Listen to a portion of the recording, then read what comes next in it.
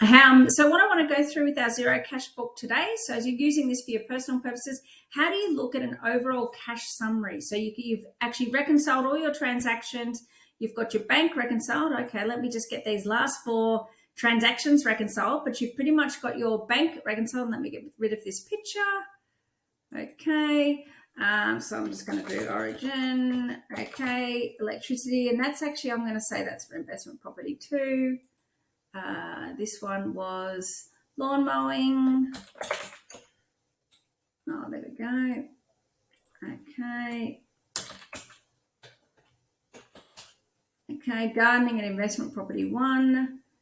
Okay, $4.95 here. Training course. Now, this training course, this is where you can really save yourself some time at the end of the year.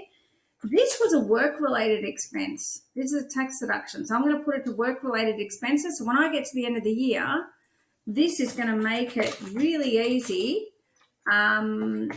really easy for me to be able to put together my taxes.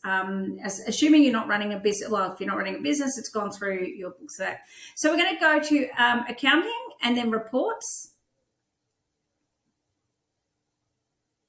Okay, and you'll see mine is marked in the favorites. That's because I put a star here.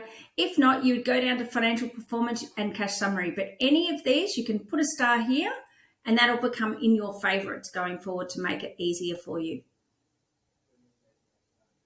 So on your cash summary, it'll default to, and I can just go to, well, I want to know now I did the period I did with transactions was actually July. You could be looking at last quarter, last month.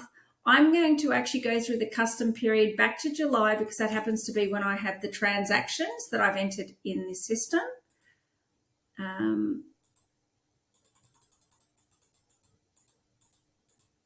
Okay, and where are we? 31st of July. And I'll update. Now you can compare this with average or prior months. Okay. Average is not a bad one when you're doing month on month. Or you might actually then do it with compare with 2 months. And that'll pick up the prior 2 months. So as you've got that coming, so what I've got here, here's our cash summary. Here's the cash that we had coming in, 14,557. Here's the cash we had going out.